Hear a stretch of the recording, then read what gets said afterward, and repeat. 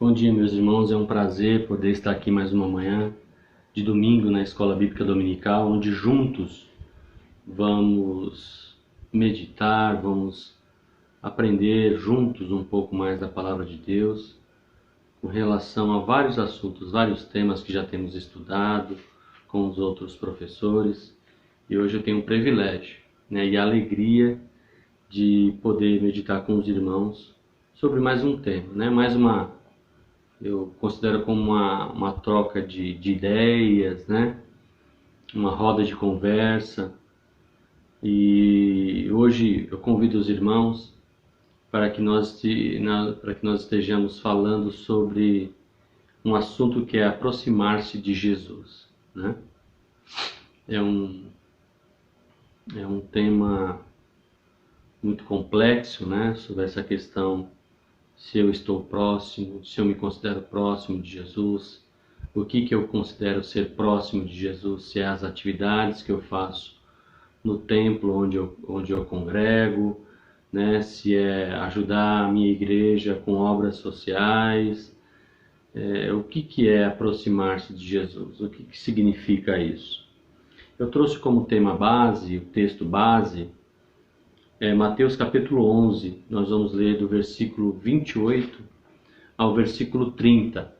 E depois a gente vai fazer algumas pontuações sobre esse versículo que é bem conhecido. Ele é muito usado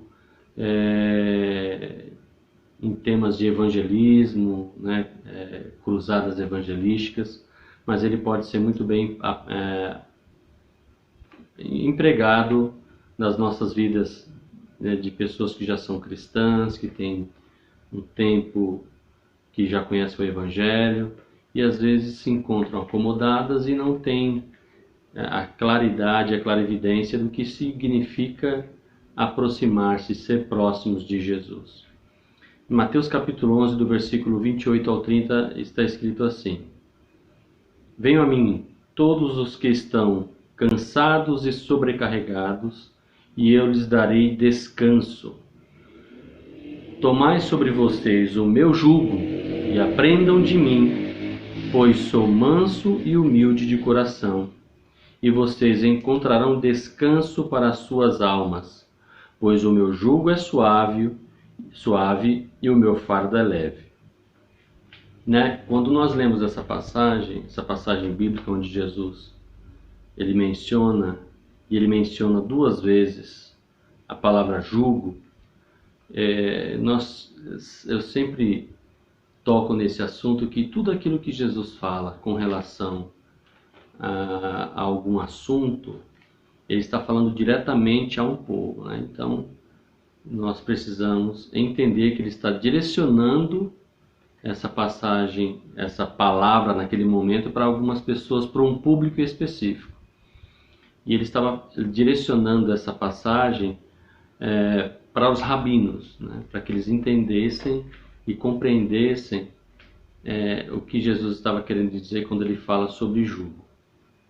Então, na tradição judaica, para um rabino, eu fiz um rascunho aqui, para um rabino ter sua autoridade reconhecida e receber direito de ter o seu próprio jugo, ter o seu próprio jugo e deixar de ser discípulo de um outro rabino e ter os seus próprios discípulos sobre quem colocará o seu jugo, havia necessidade de pelo menos ter o testemunho de 2 ou 3 rabinos.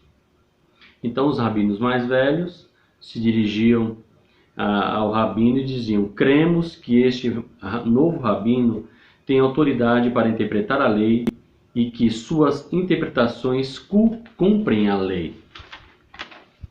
E quando isso acontecia, o novo rabino recebia as chaves do reino, que eram as chaves do reino, quer dizer, ele tinha autoridade para fazer a interpretação das escrituras do Torá mais próximo daquilo que Deus gostaria que fosse.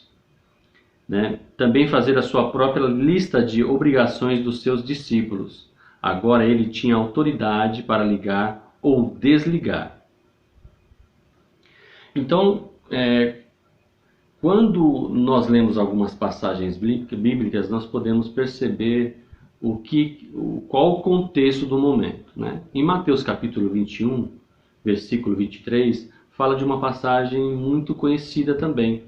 Jesus entra no templo e, enquanto ensinava, aproximaram-se dele os chefes dos sacerdotes e os líderes religiosos do povo, ou rabinos, os líderes religiosos do povo, que eram os rabinos, e perguntaram: com que autoridade estás fazendo essas coisas?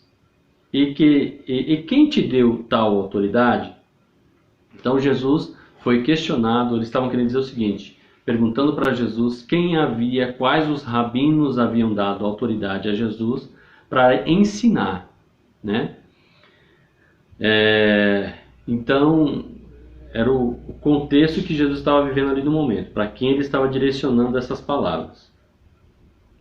E aí, fica bem claro quando Jesus faz menção de usando algumas palavras, e fica claro para nós, quando nós lemos e temos como base algum livro muito bom que fale sobre usos e costumes, o dia a dia do povo daquela época, o linguajar que era usado, as palavras que eram usadas, o porquê Jesus falou e para quem ele falou, nós começamos a interpretar as escrituras da forma correta e as coisas ficam muito mais claras para que nós venhamos a entender.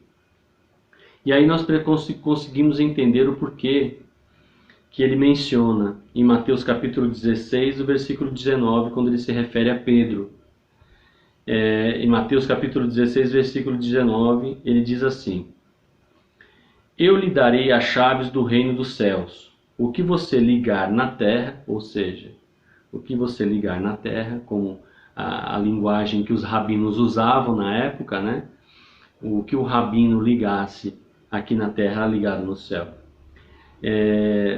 terá sido ligado no céu. E o que você desligar na terra, terá sido desligado nos céus. Então, por que eu fiz essa introdução? Para que a gente possa entender o porquê Jesus mencionou a questão do jugo. Aprendei de mim, que sou manso e humilde de coração, e vocês encontrarão descanso para as vossas almas, porque o meu jugo é leve, porque o meu fardo é leve e o meu jugo é suave. O que Jesus estava dizendo é que me sigam, vocês vão perceber a diferença dos meus aprendizados, dos meus ensinamentos, e vocês vão aprender a ter uma vida suave, uma vida tranquila e mesmo assim servirem a Deus. E aí nós começamos a entender algumas coisas relacionadas à importância e qual o papel de Cristo, né, no mundo. Quando ele veio aqui e habitou entre os homens, qual era a sua missão e qual é o seu papel no mundo celestial, no mundo espiritual, né? E nós nos esquecemos do poder que ele tem e o poder que ele nos concedeu já com relação a isso. E ele mesmo disse em Mateus capítulo 18, do versículo 20, disse assim: pois onde se reunirem 2 ou 3 em meu nome, ali eu estou no meio deles. Nós falamos muito, né, conhecemos essa passagem, falamos muito sobre esse tipo de assunto, que onde estiverem 2 ou 3 reunidos em nome de Jesus, ali ele se faz presente. Ou melhor, não existe um local, um lugar onde Cristo não possa estar. Mas aí a importância das intercessões, das nossas orações, das nossas reuniões, quer no templo, quer em nossas casas, a importância de estarmos juntos, né, em um comum acordo, em oração para determinado assunto.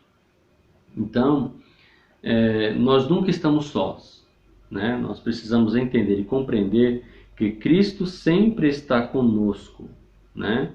Ele sempre é o nosso advogado. Ele advoga diante do Pai sobre as nossas questões.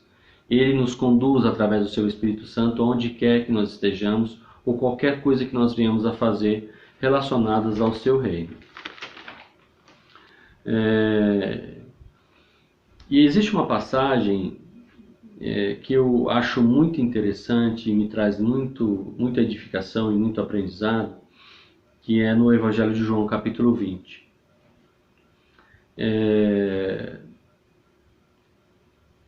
Essa passagem eu acho ela muito profunda porque o contexto que os discípulos estavam vivendo naquele momento era um contexto de morte. Jesus havia ressuscitado, os judeus estavam à caça, à procura dos discípulos de Jesus, eles queriam matar os discípulos de Jesus, eles estavam querendo forjar, dizer que, mentindo que o corpo de Jesus havia sido escondido pelos seus discípulos, e na verdade não era isso que havia acontecido. E eles estavam à procura dos discípulos de Jesus para os matar. Então, o contexto era de morte. Os discípulos estavam trancados, como a passagem bíblica diz, eles estavam trancafiados, trancados, né, com medo do que poderia acontecer a cada um deles. E está no Evangelho de João, capítulo 20, do versículo 19 e 20. Está escrito assim: Ao cair da tarde daquele primeiro dia da semana, estando os discípulos reunidos a portas trancadas por medo dos judeus, Jesus entrou, pôs-se no meio deles e disse: Paz seja com vocês. Tendo dito isso, mostrou-lhes as mãos e o lado. Os discípulos alegraram-se quando viram o Senhor. Então, quando Jesus chegou, às vezes existem algumas questões que as pessoas colocam, né, alguns cristãos colocam, sobre a transformação, né, do corpo, como será o nosso corpo, como ele será transformado. Só fazendo um parênteses nessa questão que eu acho muito interessante, eu respondo o seguinte: o nosso corpo será como o corpo de Jesus, né, um corpo transformado como foi o corpo de Jesus após a sua ressurreição. E quando a gente começa a parar para pensar que corpo é esse, a gente fica impressionado e maravilhado de como será, né? Porque essa passagem no Evangelho de João, em Lucas capítulo 24 também fala sobre essa passagem e fala mais detalhes sobre isso. E já as portas estavam fechadas, Jesus entra com as portas fechadas, quer dizer, ele passou pela parede, né? E pôs-se no meio deles e fala: paz seja com vocês. Ele come, né, com os discípulos. Em Lucas capítulo 24 fala na sequência dos dois discípulos a caminho de Emaús. Depois ele se encontra nessa mesma passagem com os discípulos.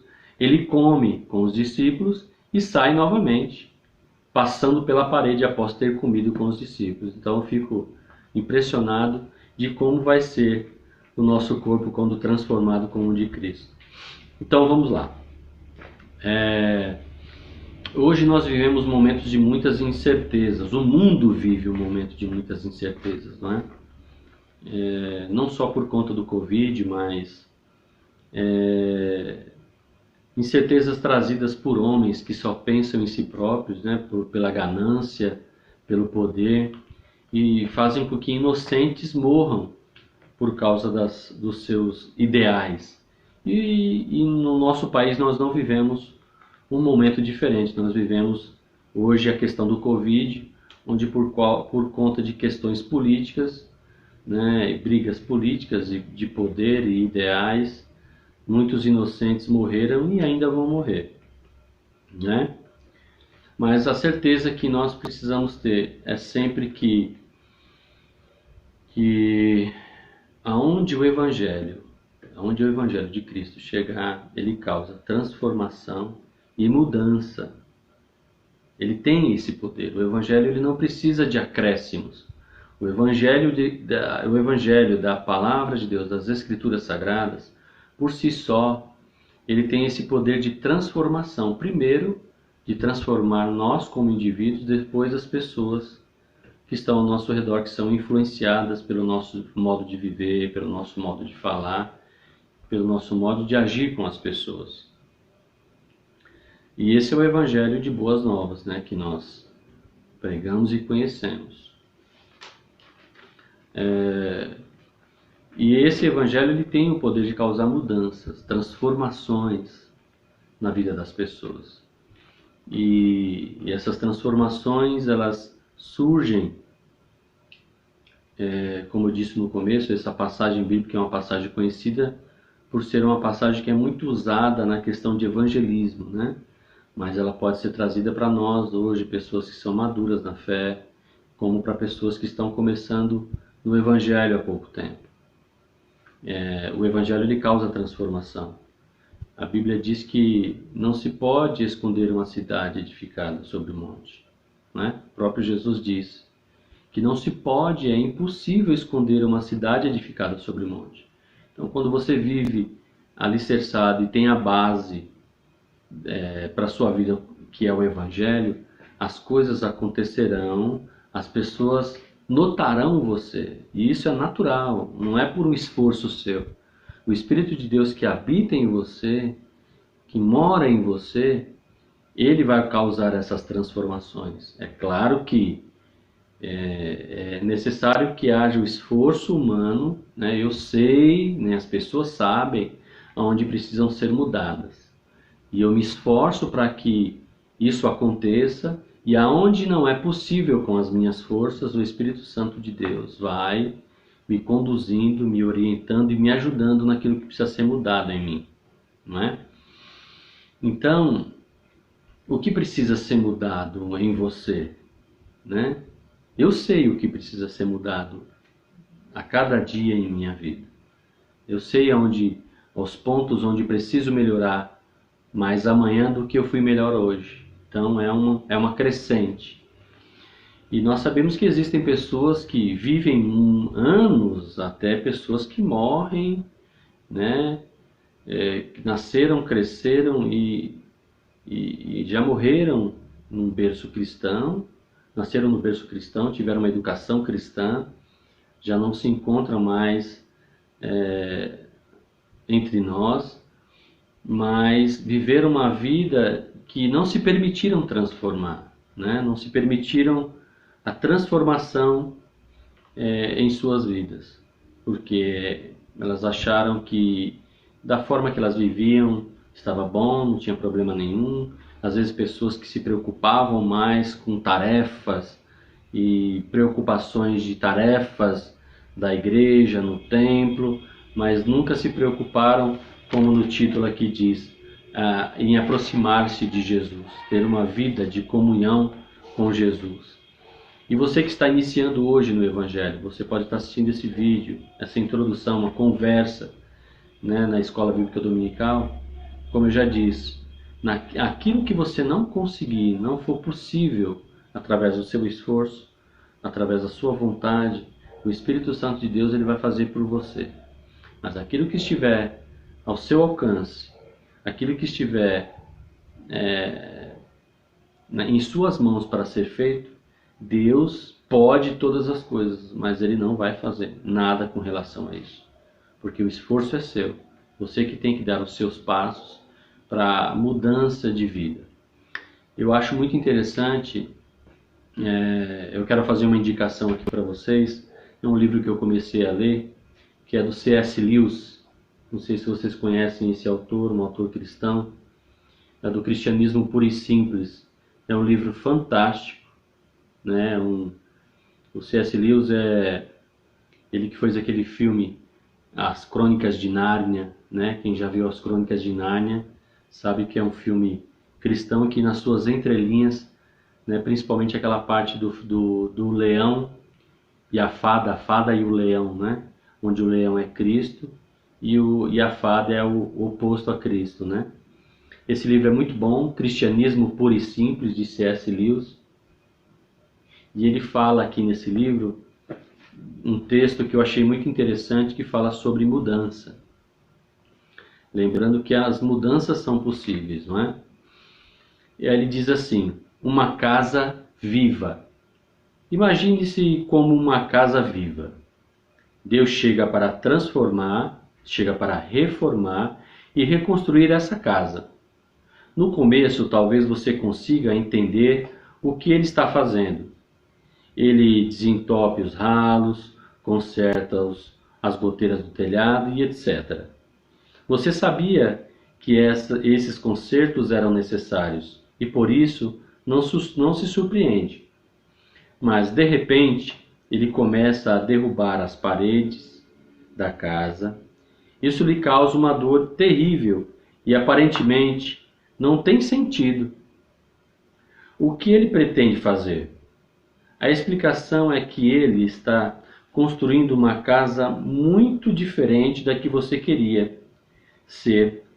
Ele está construindo uma nova ala aqui, acrescentando um novo pavimento ali, erguendo torres, abrindo pátios.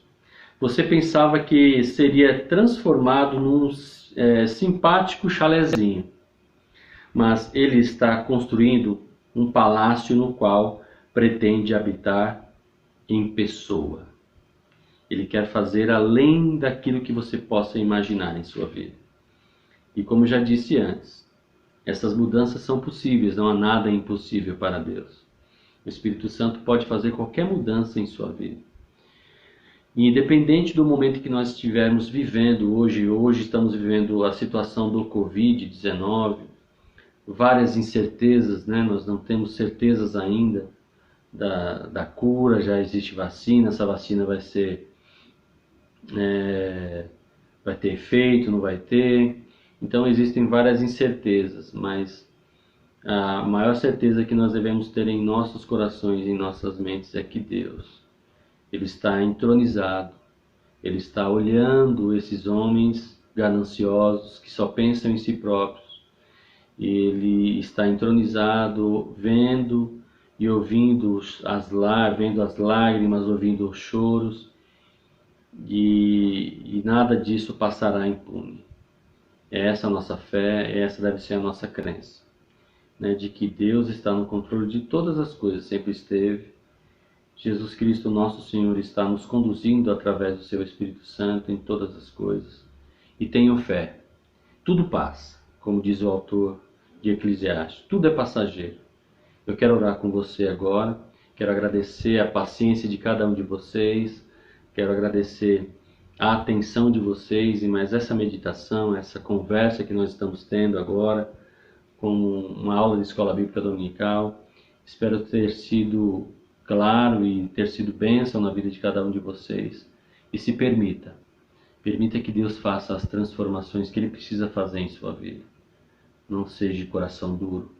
Entenda que Ele quer fazer um palácio de você e não um chalezinho. Senhor, nós te agradecemos pela oportunidade que temos de poder estar aqui aprendendo mais a Tua Palavra.